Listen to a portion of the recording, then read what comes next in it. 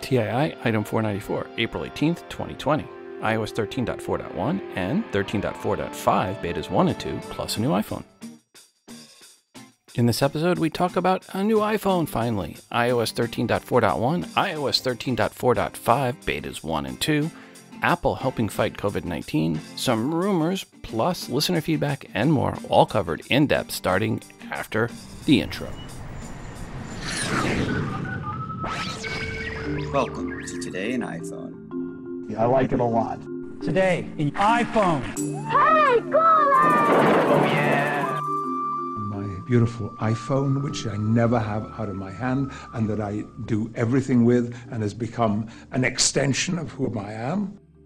Today's episode is brought to you by Eero. Go to eero.com/TII and enter promo code TII at checkout to get free overnight shipping with your order. Welcome to the show. I'm your host, Rob, and you are listening to the Today in iOS podcast. First up, I want to thank Jeff for sending in the music you hear in the background. Jeff wrote the following. Hi, Rob. I made this song called Nothing Gold with my iPhone using the Garageband app. For free downloads and more music, follow me at JeffJ6 on Twitter. Regards, Jeff J. Well, thanks, Jeff, for the music. And folks, I will put the full song at the end of the episode. Also want to thank the Queen and the internet for the artwork for today's show. The Queen was nice enough to do a speech with a green dress on, which was green screen green, and the internets went wild, photoshopping images on her dress, and one of them was dogs howling at the moon. Yes, moon dogs. I downloaded it on my iPhone and marked it up, adding the episode number and the call-in number using the markup tool in the email on my iPhone. Thanks, Your Majesty, for your color choice that enabled this, and folks, you can see the artwork in the free Tii app via the bonus button for episode 494 or at instagram.com/todayios and also at facebook.com/todayios.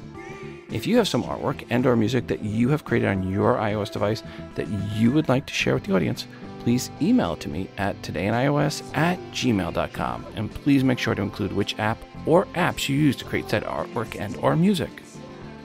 And getting into the news, Apple just introduced the new iPhone SE. And yes, that is the name, with SE, I think this time meaning same except, as in it is the same as the iPhone 8 except, well, it comes in red. The SE has an A13 Bionic chip versus the A11 for the iPhone 8. The SE has an option for the 256 gigabytes of storage. The SE has haptic touch, no more 3D touch. The SE has portrait mode with advanced bokeh and depth control. The SE has stereo recording. The SE has gigabit class LTE and 802.11ax with Wi-Fi 6 with MIMO. And the SE has dual SIM, which is the Nano SIM and the eSIM offering. And that really, well, those are the big changes for the SE versus the iPhone 8. Compared to the iPhone 8, the SE has identical dimensions and weight, same battery life, same camera front and back, same Touch ID, same water resistance, same display resolution, same flash, same video recording, same wireless charging, same sensors. So really it is where SE means same except, with the except being just a few items overall. Actually, it is really pretty much the same externally as the iPhone 7 and 6S and 6.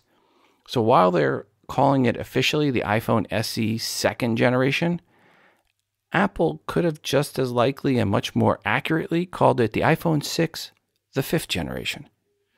Or they can go with the same except as in SE. One thing to note for the iPhone SE is coming in one size. There had been rumors it was going to be two sizes, but it's one size, 4.7-inch screen size of the iPhone 6, 6S, 7, and 8. It looks like the iPhone 8 Plus will still be sold in some markets, but overall, the Plus size is done and not available for the SE line, and the iPhone 8 looks to be pulled in all markets. So yes, 4.7-inch is the new small size. Past listeners may know that my wife loved her first generation SE. She actually loved it to death, finally killing it off last year, where I then switched her to my younger son's old iPhone 6 Plus, which she does not like the size of, has not liked the size of. And yes, we did pre-order her the iPhone SE second generation 256 gig version as soon as Apple made it available on April 17th for pre-orders.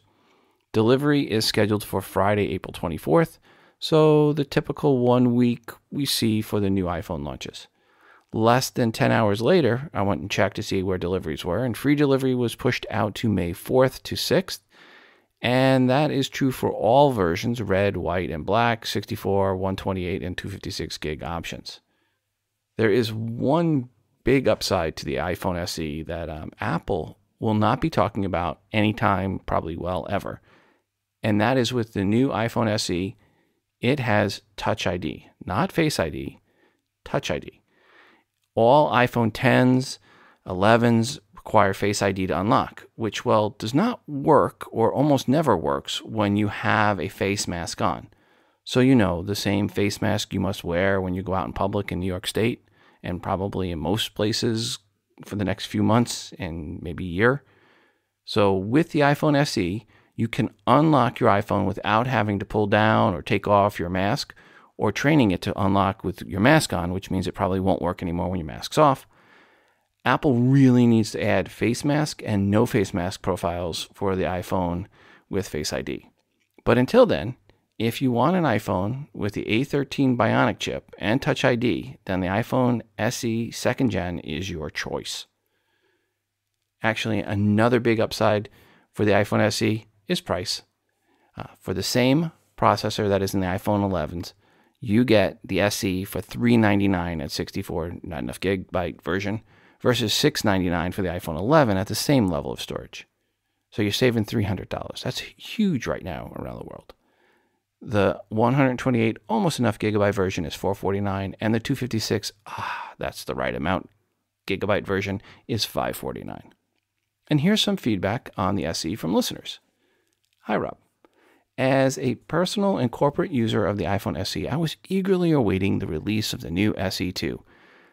Bitterly disappointed that it is more a 9 in terms of 6, 7, 8 form factor. I would have bought it immediately if the new phone was more reminiscent of the original SE form factor or construction. Looks like I'll be keeping my SE 128 gig for at least another year. Friends of mine in Japan feel the same way. I am guessing there will be more holdouts than Apple would like. Interested in hearing your next show. Regards, David from Sydney, Australia. Hi, David. Thanks for the feedback. And my wife was a little bit disappointed when the SE2 2nd Gen was revealed. I had warned her that it wasn't going to happen, so she wasn't as upset as when I first started initially warning her, because she really, too, wanted to go back with the original SE form factor. But alas, it was not to be. And again, we did order the new SE already. Hopefully because I had her on the Plus, I had her on the iPhone 6 Plus, moving her now down to the new form factor of the 2nd Gen SE, it's smaller and maybe she'll feel that it's better fit since she hasn't had the original SE for a few months now. And here is some feedback on the other side of this. Hi, Rob. I hope you and your family are staying safe during the pandemic. I just ordered 256 gig iPhone SE, was in and out in 5 minutes. This is a major upgrade for me, as I'm not only coming from a 6S, but a 6S on its third battery, which likes to randomly shut down even when it's plugged in. Beyond annoying. In the time of physical distancing, I'm a little sad about no U1 chip, as I'm looking forward to the rumored AirTags, but the SE is everything I've wanted. Big processor, internal hardware, and small phone size. The 11 Pro is still too big, not to mention I wouldn't get any benefit from the larger screen, and the 11 I can barely hold in my small girl hands.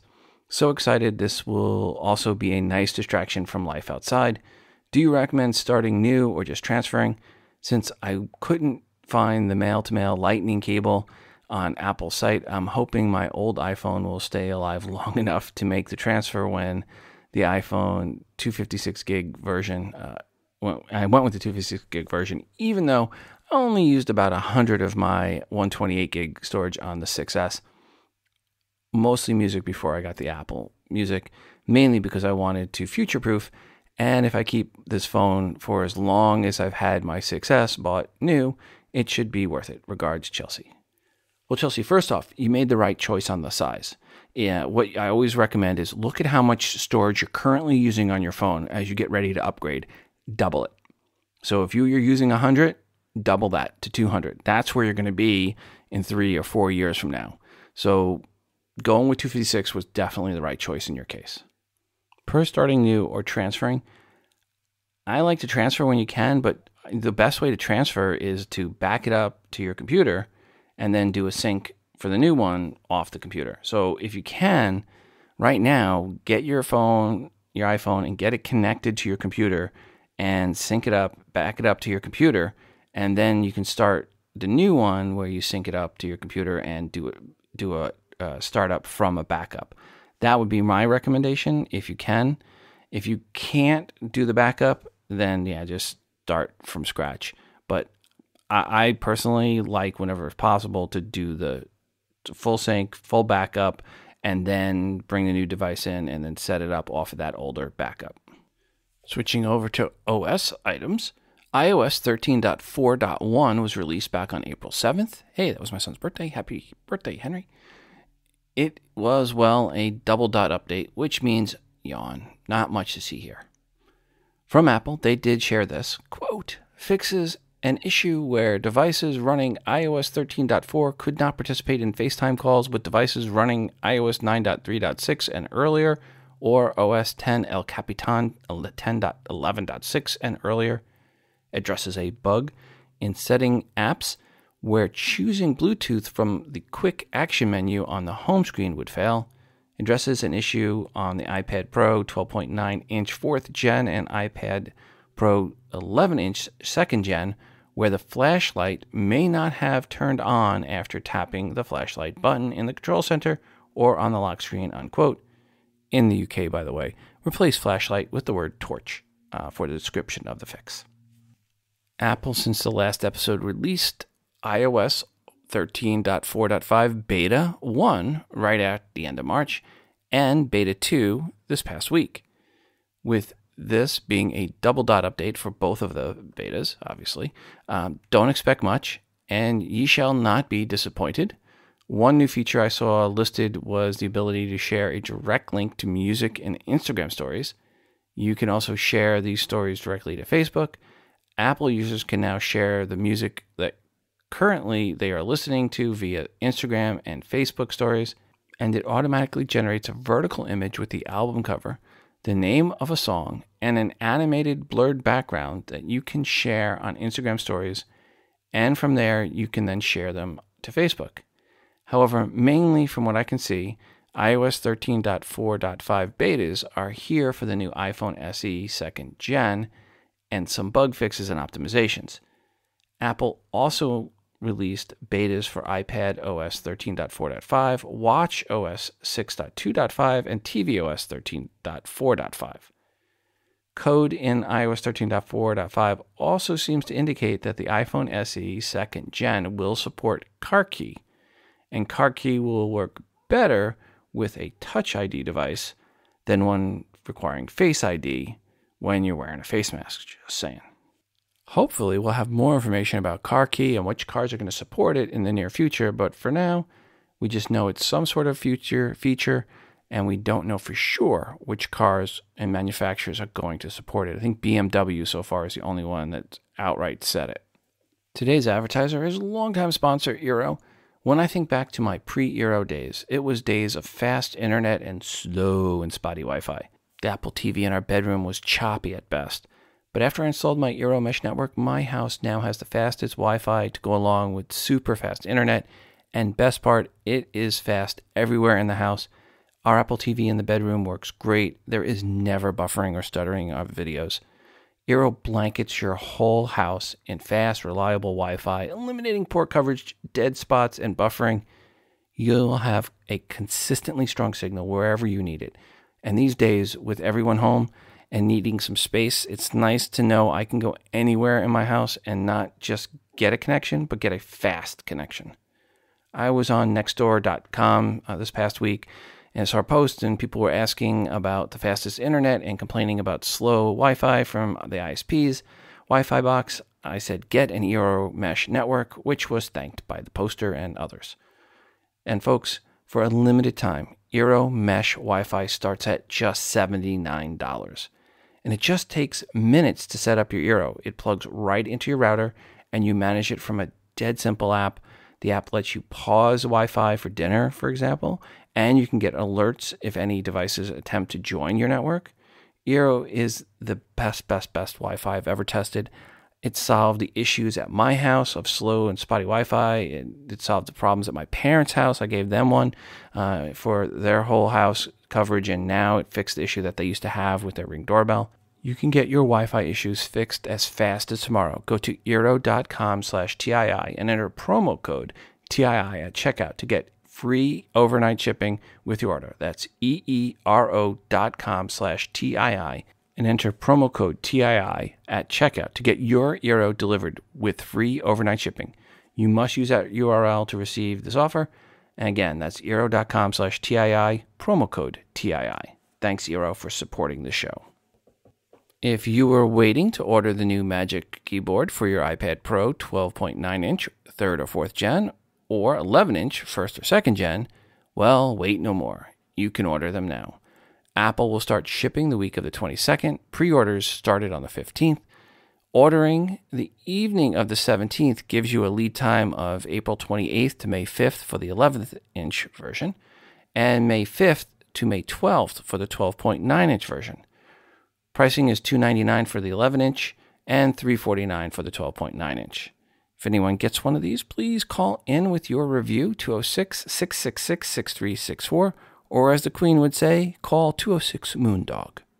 Apple and Google announced they will work on a joint effort to help bring contact information to health agencies around the world to help fight COVID-19. Note, with Apple's offering, this is something you as the owner of the device need to opt into. It is not on by default where you have to opt out. It is opt in to be tracked. It is well known that until there is a vaccine for COVID-19, which best case for the public will be at least 12 months from now, best case.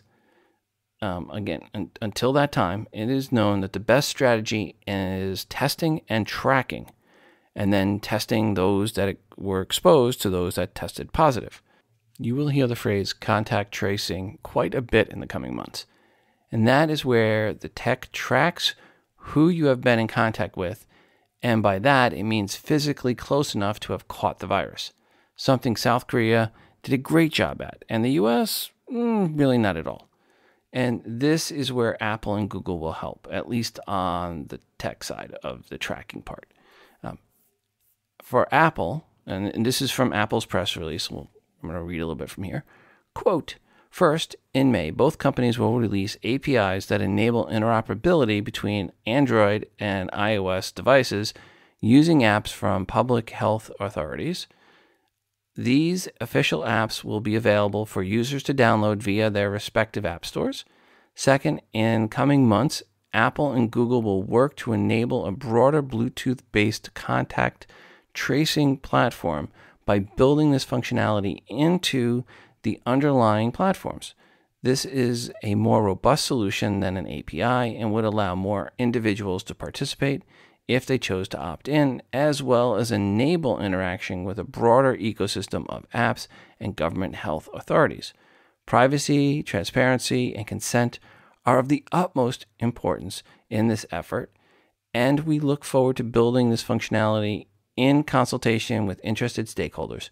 We will openly publish information about our work for others to analyze.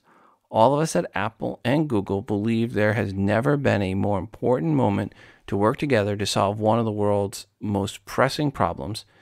Through close cooperation and collaboration with developers, government, and public health providers, we hope to harness the power of the technology to help countries around the world slow the spread of COVID-19 and accelerate the return of everyday life, unquote. And I'm thankful on the privacy side that even with all this going on, Apple chose the path of opt-in for this only. That all said, contact tracing without widespread testing capability will not work. You need both testing and contact tracing to make to make this all work. And again, Apple and Google initially are launching APIs, but both said they are working to add it to the root level OS, which means Apple will have most iPhones updated and able to opt into this in the next 6 to 8 weeks. And Androids, well, most will have this update OS sometime in 2022 or thereabouts. And that really is not a joke. If anything, I might be overestimating how quickly Android gets to 50% of the devices updated to the OS that has this natively. We've seen it in the past. It takes a year for Androids when they come out just to get to 10%. So I don't see how they're going to get this natively out to all the devices they need to on the Android side. Apple supposedly told employees that Apple stores will remain closed until at least early May in the US and likely later than that. However, outside the US, Apple is starting to gradually reopen stores. In South Korea, the one Apple retail store is set to reopen right about now, April 18th local time. I would be surprised if Apple reopened any Apple stores in the US until late May at the earliest. Not surprisingly, Apple is looking to local officials for guidance on when to reopen stores outside of China. Hey, Rob, Gunner from Chicago here. Hey, got a quick question for you. With the gap between the iPad and the MacBook kind of getting smaller and smaller and smaller, do you think we'll ever get a program like Logic on iPad? I mean, my one want of anything, I would love a version of Logic that I can just edit on the iPad, like a Logic editor. I don't need, to be able to plug a soundboard up and record off my iPad, which would be nice. But I'm thinking more along the lines of just like a Logic editor. I can lay in bed with my headphones and my Apple Pencil and just edit my Logic files. That would be amazing. I don't know, what are your thoughts? Thanks, Rob, for everything you do. Have a good one. Gunnar, as always, thanks for the feedback. And let me get into your questions here because, there was an article in 9 to 5 Mac back in November 2015, yes, almost 4.5 years ago, that asked for Logic Pro for the iPad as well. You are definitely not the first to ask for this, nor will you be the last. But with the iPad Pro, I do not see why it's not available already. I agree with you. It is more laptop now than tablet anyway. It has a USB-C connector. I think Logic Pro for the iPad would be a great addition, and there has been many rumors to that end over the past 4+ years, but nothing ever from Apple that hints it's on its way. Sorry. And into the email bag we go. Hi, Rob. I misplaced my AirPods Pro and case. At first, the Find My app reported their last known location as my father's house. After about a week, the Find My app began to indicate no location found. I believed they were at my father's house and searched for them there a few times over the past few weeks. Finally, after about a month, I found my AirPod Pros in the charging case under the driver's seat of my car. I opened the lid and the case, and immediately my phone reported that they had been found. The AirPods themselves were still charged to 100%. The charging case still had an 87% charge. Multiple times every day, my iPhone 11 Pro Max in my pants pocket had just been a few feet away from my fully charged AirPods Pro while I was driving, yet the Find My app was clueless as to the location of my AirPods Pro. What do you think about that? Adam in Pineville, Louisiana. Well, Adam, I think you need to use that little change pocket in your jeans, and they'll not fall out of your pocket so easily if you put them in there. It's what I've been telling my son for the past 10 days since he got his AirPods 2nd gen for his 14th birthday. And he keeps dropping the case all over the place, which is not good with a Frenchie that's on the prowl for anything dropped on the ground. But overall, what I think is if Apple added anything to the charging case to make it easier to find them when in the case, it would drain the battery. And Apple made the decision to go with max battery life for all users all the time versus the ability to locate them easily all the time, but really drain the battery life. So I think it was just a battery life decision that was made. Back to email bag. Hi, Rob. I have a new iPhone coming in, and to wipe my personal stuff clear of the old device prior to trading it in, is a factory reset sufficient, or is it not? Regards, Dave.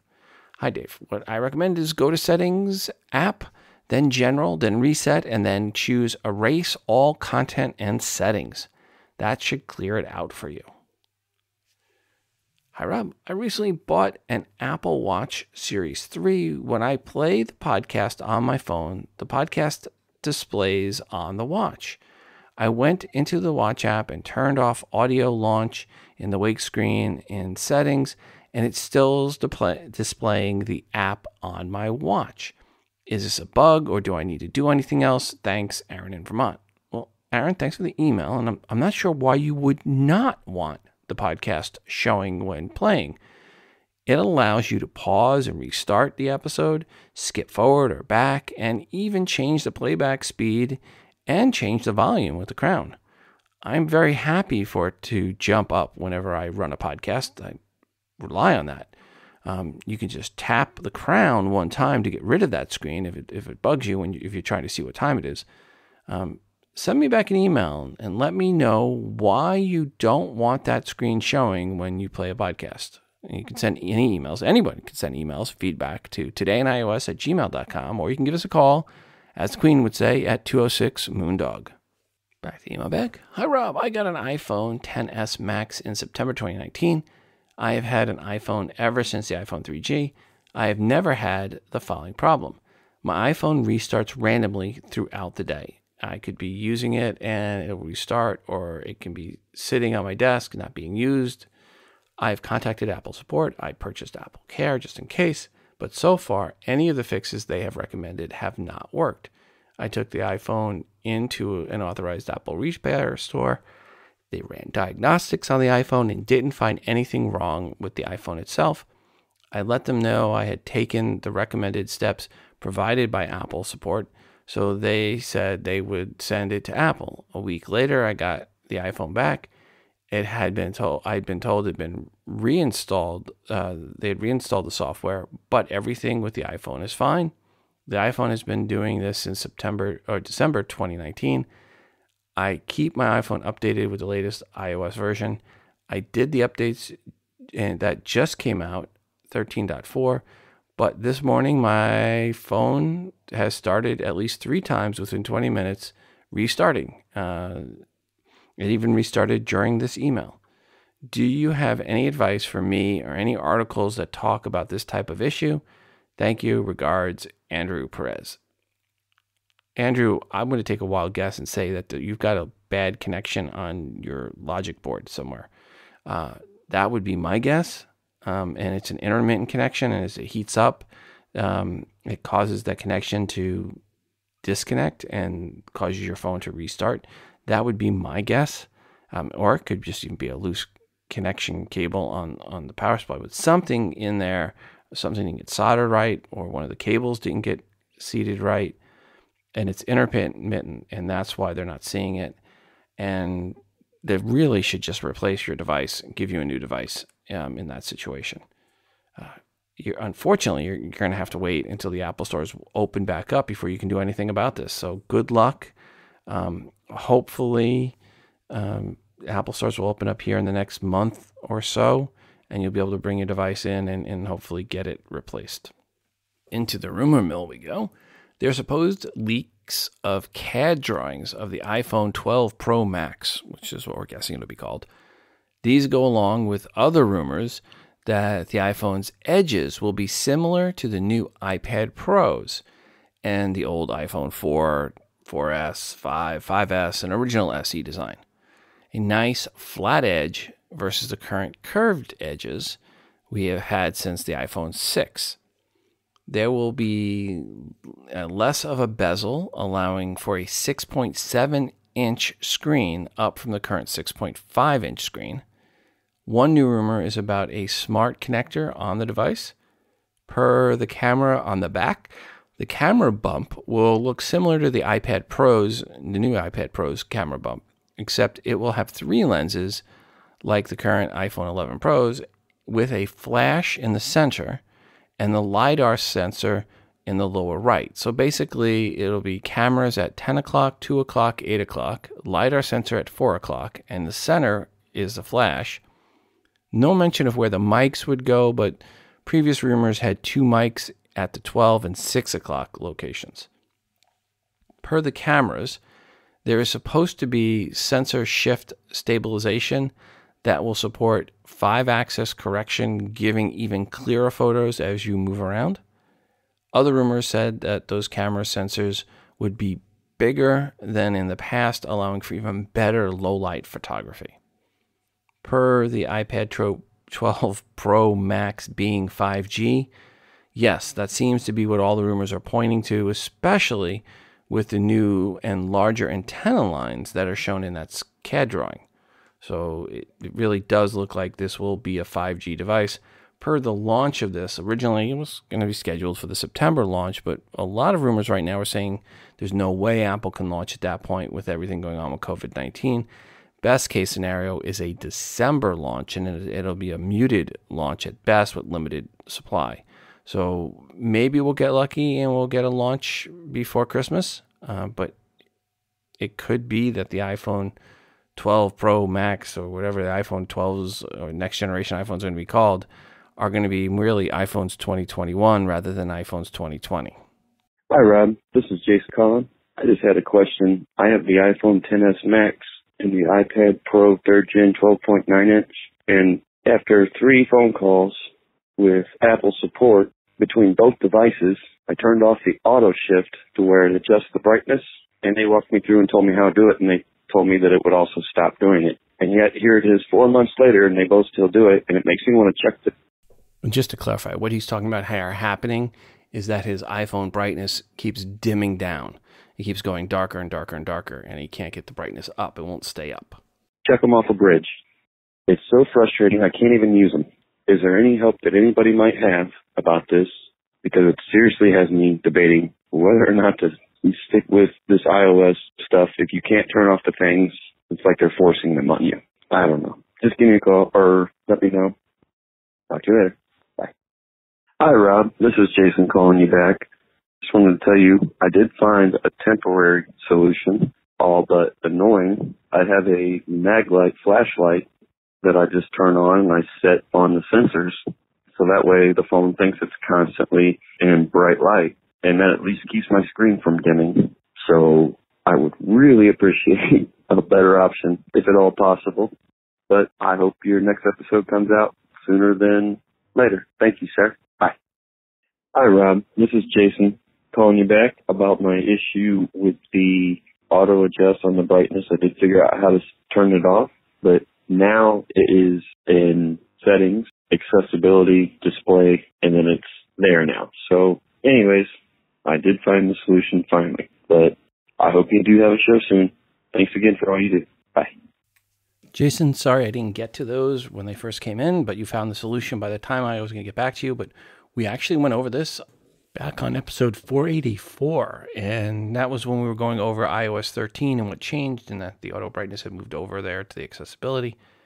Still don't know why Apple put it there, moving it out of the brightness control area, but that's where it's at, folks. So if you have an issue where your device is auto dimming or auto brightening and you can't control it, go to the Settings app, then go to Accessibilities, and then when you're in Accessibility, then go to Display and Text Size, and then scroll to the bottom and you will see the Auto Brightness button.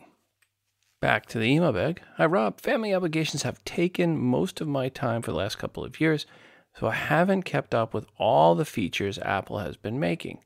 Today, I wanted to update my device to the latest iOS. When I launched iTunes, all I could do was to sign up for Apple Music. I had to support. She walked me through. I had a call with support. She walked me through the local backup, starting the update. Mission accomplished in Windows 98 like UI. So, okay, so it works. When I asked about Apple Music, I was told that I have to subscribe to Apple Music even to listen to music in my local library. Is this true? It is free for a trial period, but after that I have to pay? What gives? Regards, John McGraw. No, John, you do not need to sign up to Apple Music service to listen to music in your library. I have it on my computer and my music plays fine, and I'm not signed up to Apple Music service. However, you do need Apple Music app on your computer to play the music now, on a Mac especially, if you're running Catalina. But you do not need to sign up to Apple Music service to listen to music in your local library that you owned yourself and you had burned and brought in, and not music that you had downloaded from Apple Music Store. Again, so this is music that you've purchased or downloaded. All that music you can listen to in Apple Music for free. Back to the email bag. Hi, Rob. I was wondering if you or anyone know if there's a way to edit your previously owned Apple products off of the Apple Store. I don't have some of these devices anymore. Thanks, Aaron of Vermont. Hi, Aaron. You want to go to appleid.apple.com. So that's appleid.apple.com.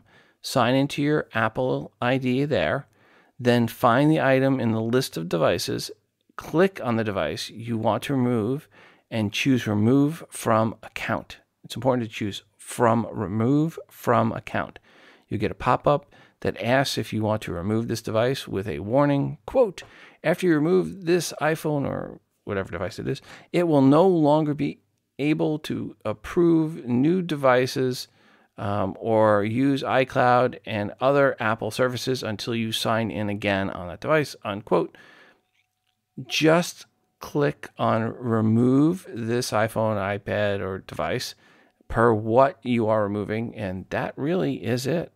Before we get into the last email here, I want to remind you to send in your feedback, 206-666-6364. That's 206-Moondog. All right, here we go. Last email. Hi, Rob. On episode 493, you mentioned that a user didn't understand that touching the Wi-Fi icon just turned off Wi-Fi temporarily. If you do that, from the menu there, you pull down from the upper right control menu. If you do that, it tells you at the top that it is turned off until tomorrow. At least on my iPhone, there's a message that pops up at the top that stays there for a few seconds saying that is temporarily turned off until tomorrow. Regards, Tim. Brilliant. I see that message now too. Never ever noticed it, but then I almost never use it for that.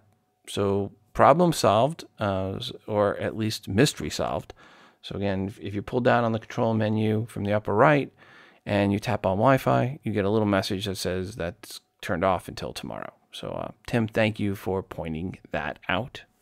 What are you scared of? I'm afraid. I don't know. What are you scared of? The only thing we have to fear is fear itself. A little shorter episode. We'll have another one before the end of April. And we'll do a little speculation on iOS 14. So we'll start speculating on iOS 14. So send in your feedback on what you want to see in iOS 14, hope to see, think we'll see. So if you have any thoughts on iOS 14, please get them in before the next episode. Get in any feedback before the next episode. Today's show was again brought to you by Eero, which is by far the fastest and best Wi-Fi I've ever tested. Go to eero.com/TII and enter promo code TII at checkout to get free overnight shipping with your order. And before we go today, I want to remind you to send in your feedback to the show, 206-666-6364. That's 206-Moondog. Or record your feedback and email it to the show at todayinios@gmail.com.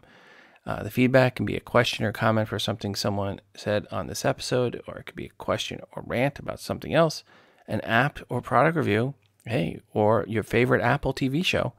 Good or bad, doesn't matter. As long as it is iOS related, it is welcomed. I'm always looking for new artwork to feature that you create on an iOS device. Just put some TII branding on it, send it in. And of course, we are always looking for more music created on an iOS device to play on this show. It's your show, and your feedback is greatly desired. And don't forget to check out our moderated MeWe community by going to todayinios.com/community. When you get there, you need to request to be added. I have two questions. First one seems to quickly weed out the Android fanboys. I ask which is the better OS, iOS or Android. And those idiot Android fanboys, they just can't bring themselves to say iOS. They say either both or Android. And instantly, they are rejected. So yeah, it's a nice, safe Android fanboy free zone. You can ask questions or post articles about pretty much anything Apple related. And finally, check out the Tii app, which is free to use. Search for Tii in the iTunes App Store, iOS App Store. It is the best way to consume the show and to get push notifications each time a new episode of Tii is released.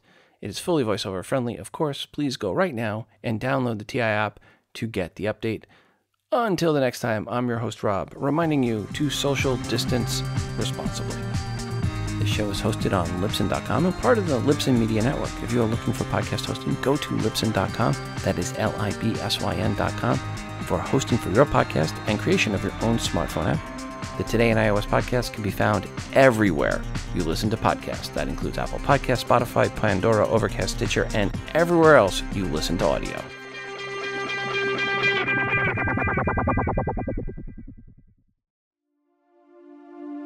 So dark is down today.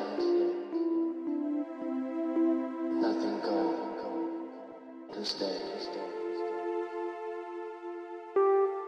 Nothing can stay. It's a lot like the dark,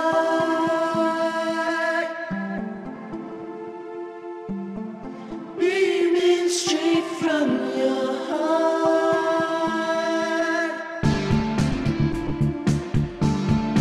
It's a lot like your love.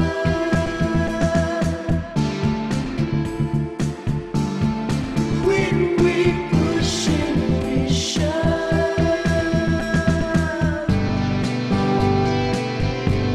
it's only compromise. All this taking time, so much on the line.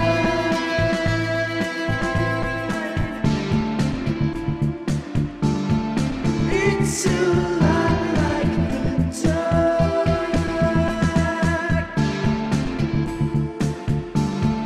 breathing straight from your heart. It's only compromise. All this taking time, so much on the line.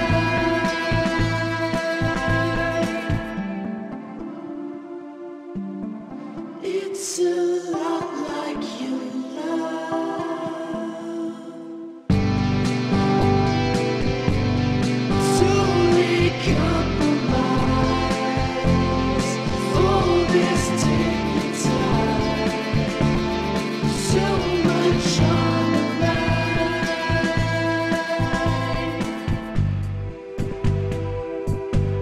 It's only compromise. All this taking time, so much on the line.